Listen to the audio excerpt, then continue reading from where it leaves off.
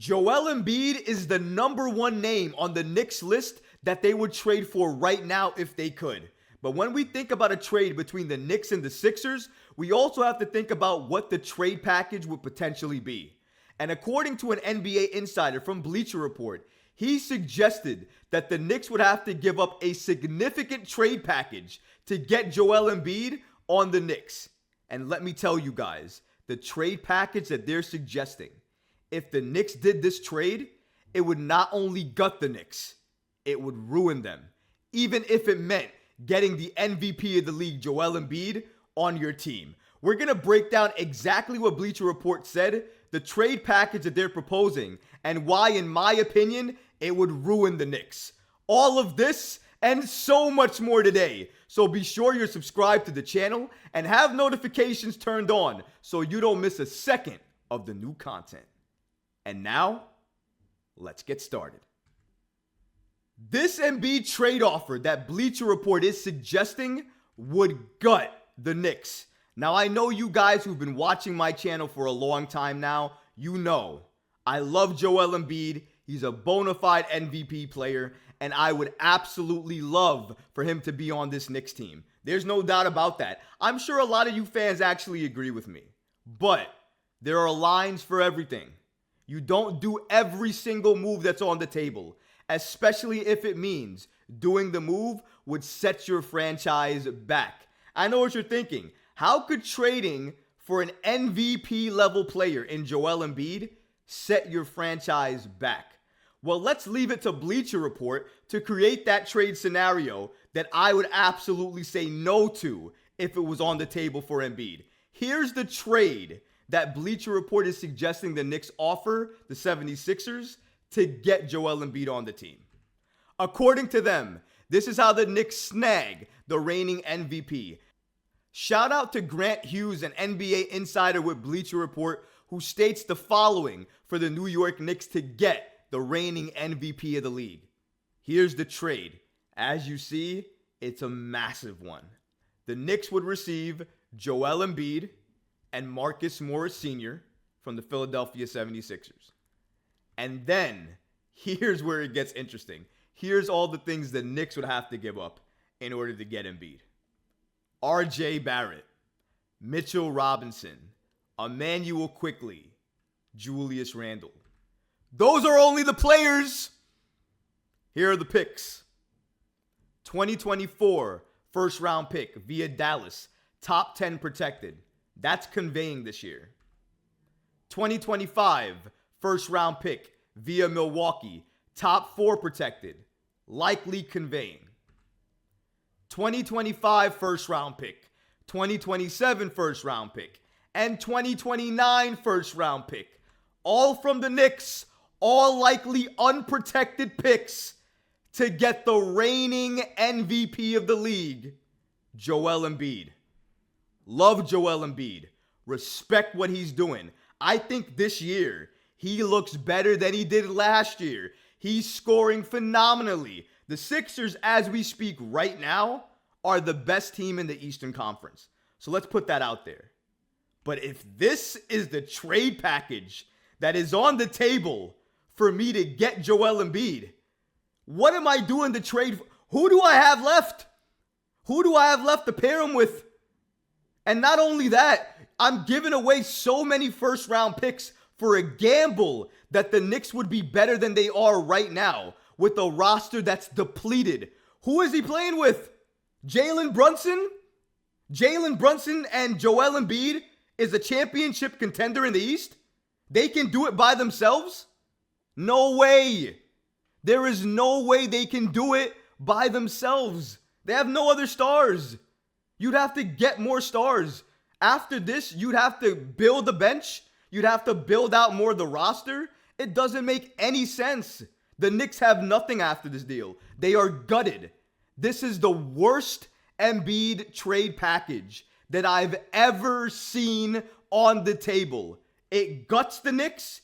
It ruins the Knicks. And even though they get the MVP of the league, reigning MVP of the league, at least in terms of last season, it still doesn't matter. It doesn't make them a championship contender. And then in order to continue to build to that contender, you're going to have to do so many other things, probably sacrificing years of development in the process, years of draft picks in the process. And that's only for a hope at getting to the NBA Finals. And if you don't get there and you fall flat, you're getting nothing. You're getting absolutely nothing for this move. Because even though you have Joel Embiid and Jalen Brunson and you made that trade, you have no more assets. You have nothing else in terms of trying to build your roster other than free agency and drafting. And you have no picks to draft with because you traded them all away.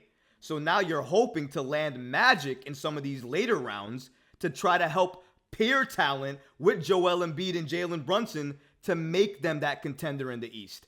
But you're still trying to make them a contender, even after acquiring Joel Embiid, because you gave up so much in this deal to try to acquire Joel Embiid. Some trades are not meant to happen. And if this trade package was on the table, and if I'm Leon Rose and I see it, I'm laughing, hanging up the phone, and the next time I pick up, the trade package better be half of what I just saw. Because if it's not, I'm not entertaining a deal. I get he's Joel Embiid. I understand that. I'm not trying to say he's not worth a significant package. But you're gutting the team to do this. And you're not pairing him around anything. You're not making the team better. You're just making the superstar move that everybody expected you to make. But that's it. You're not helping the team. And if Leon made this move after years of selling me patience, me as a fan, I would be absolutely livid and upset. But let's see why Bleacher Report suggests why this trade makes sense for the Knicks and the Sixers to do.